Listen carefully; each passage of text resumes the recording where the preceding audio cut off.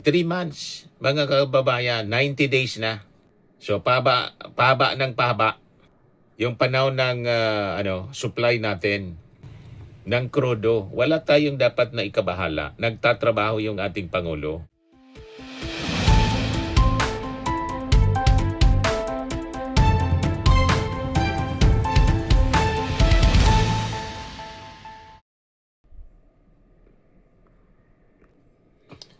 Hello po mga kababayan, si Dante Maravillas. Ito, may mga magandang developments na announcement yung ating Pangulong Bongbong Marcos.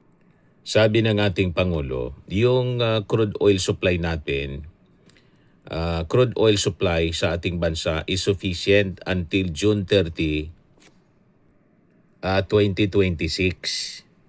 So walang dapat ipag-alala. Hanggang June 30, 3 months, mga kababayan, 90 days na. Dati di ba, sabi ng ating Pangulo, 45 days, sabi ng Department of Energy. Sige-sige ang dating ng mga petroleum products sa ating bansa kasi tuloy-tuloy yung pakikipag-negotiate ng ating gobyerno sa mga suppliers. May mula sa Russia na 700,000 barrels. Tapos may panibago mga kababayan na 22 million 578,000 litrong supply ng diesel nasa Pilipinas. Dagdag na diesel nasa Pinas na. Inanunsyo ng DOE. Report ng DCRH mga kababayan. And this time, sabi ng ating Pangulo, yung crude oil supply natin, hanggang sufficient siya hanggang June 30. 3 months, mga kababayan, 90 days na. So pahaba ng pahaba yung panahon ng supply natin ng krudo. Wala tayong dapat na ikabahala. Nagtatrabaho yung ating Pangulo. Tapos yung in-announce niya kahapon na Kamago 3. Ayan Kamago 3 is now delivering new strength to the Malampaya gas field, extending its life and securing our own supply of power. This is energy we control. Energy that shields the Filipino people from rising fuel cost beyond our shore, sabi ng ating Pangulong Bongbong Marcos. O di ba, mga kababayan, action man yung ating Pangulong Bongbong Marcos. Gawa, hindi ngawa. Sino niya Mr. Maravillas yung ngawa? Ayan ang puro ngawa. BP Sara warns of job losses, food crisis in the coming months. Puro problema yung nalalaman. Sabi dito sa amin sa Bicol, puro pagpaadit. Diba? Wala man siyang solusyon. Sige ang warning ng doom. Prophet of doom na po, mga kababayan, si Sara. Marami niya wala ng trabaho. Puro negativity ang nalalaman, ang nilalabas ng kanyang bibig. Pambira talaga itong si Sara Duterte. Hindi tulad ng ating Pangulong Bongbong Marcos. Na ang ginagawa po, solusyon. Hindi yung pagiging prophet of doom, mga kababayan. Kita ninyo ang pagkakaiba ng dalawang leader natin? Ayan yung ating Pangulo, mga kababayan, pakinggan natin. Morning sa inyong lahat. Ito po ay paliwanag ko lang kung ano yung inabot ko kay Mr. Ramon Ang. Ito yung toll operation Kasama si Ramon Ang. Para tuluyan ng may-operate itong bagong maiksi lang pero malaking bagay dahil dito yung traffic. May iwasan ang traffic dito. It will save approximately 1/2 hour ng traffic sa ating mga commuter, sa ating mga travelers. At ito ay isang bahagi lamang sa mga maating ginagawa para lalong-lalo na paghanda sa Holy Week. And one of the other things that we have done is already bubuksan natin ang connector road mula Cavitex hanggang sa C5 para tuloy-tuloy na hindi na sila bababa from the highway. At mabubuksan na rin yung from Cabanatuan to from papuntang Cabanatuan. At yun, isa pa yun para medyo mabigyan natin ng konting relief ang mga travelers na papunta around Central Luzon. Kaya patuloy natin pinabubuksan lahat ng mga ating kalsada upang mas madali ang magiging travel sa ating mga kababayan, lalong-lalo na ngayon na may Holy Week. I am sure napag-usapan din namin ni Mr.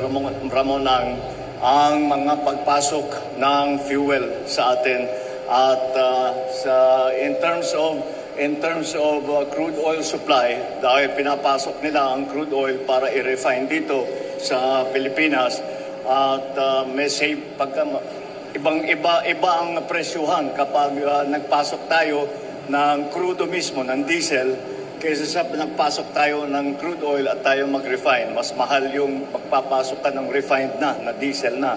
At ang ika niya ay meron na tayong supply of crude oil, sufficient supply hanggang June 30. Pero patuloy pa rin ang ating paghahanap ng supply, patuloy pa rin ang ating pagsuporta sa ating mga commuter.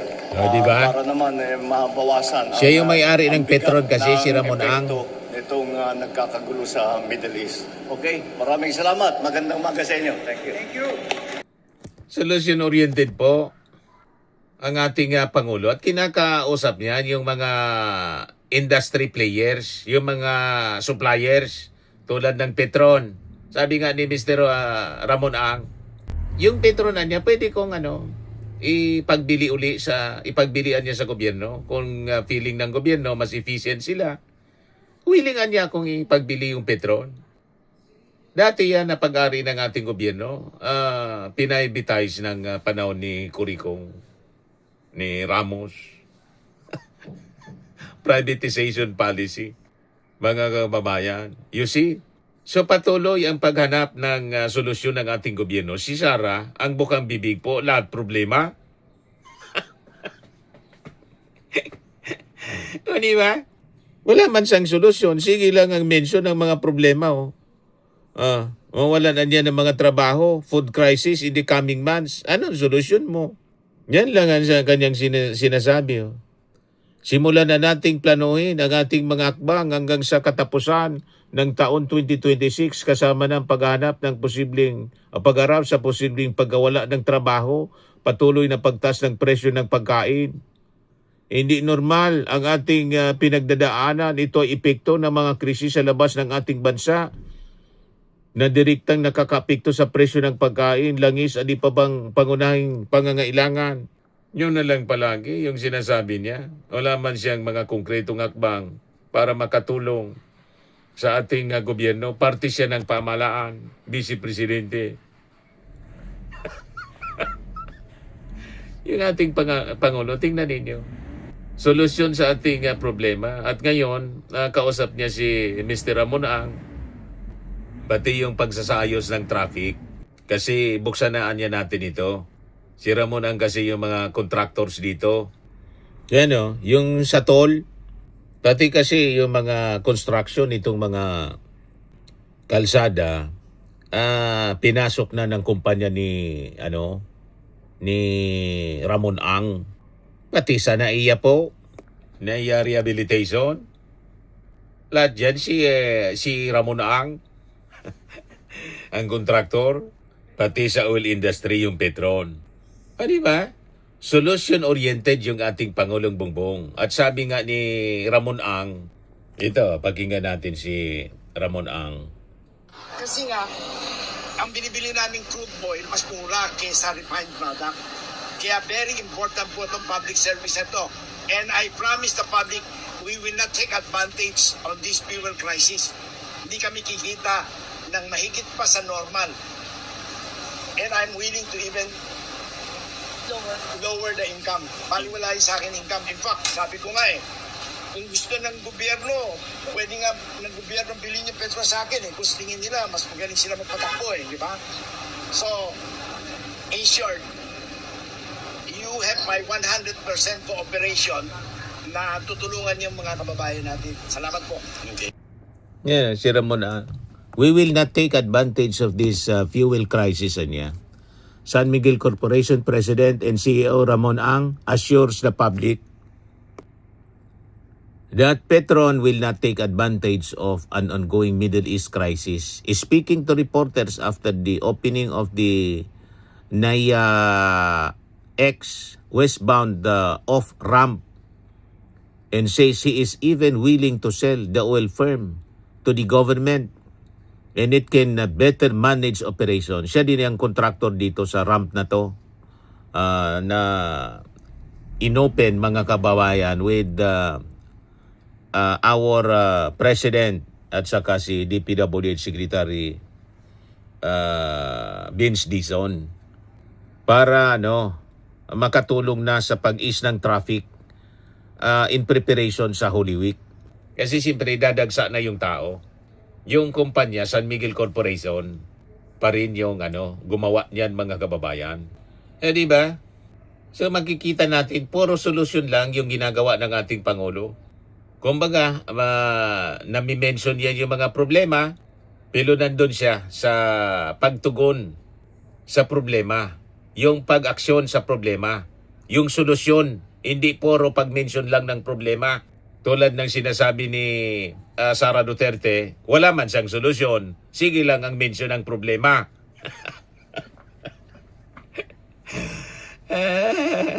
Mini-mention niya para manira. Ang palabasin, walang ginagawa yung ating gobyerno. Malabo po. Hindi po siya totoo, mga kababayan. Ang totoo ito na mga ginagawang aksyon ng ating Pangulong Bongbong Marcos. 3 months na yung ating stocks. At still, naghanap ng mga suppliers na hindi apektado po ng Middle East crisis. Ganun dapat, mga kababayan. Yan yung ating Pangulo. Sige lang ang trabaho, mga kababayan. O di ba? Yan President Ferdinand Marcos Jr. joined by DOTR Secretary Giovanni Lopez, DPWH Secretary Vince Dizon, SMC President, and CEO Ramon Ang, and Toll Regulatory Board, Executive Director Jose Arturo Tugade, kita mo, Tugade, led the inauguration of the new westbound off-ramp linking the NAIA Expressway, NAIA X, to NAIA Terminal 3 in Pasay City on Friday, March 27. The 320-meter access road is expected to improve entry to NAIA and help ease congestion along Andros Avenue in Pasay City. Marcos said the project is part of broader government measures aimed at improving traffic flow ahead of the Holy Week travel period. Napakasipag ng ating Pangulong Bongbong Marcos. At lahat ng mga ginagawa niya, may malaking pakinabang yung ating mga mamamayang Filipino. O di ba? Malamangan niya, Mr. Maravillas, galit na naman yung mga DDS kasi napapahiya na naman sila. Malamang po. Ayan man lang yung ating short video. Ako po si Dante Maravillas. Bye-bye po. God bless.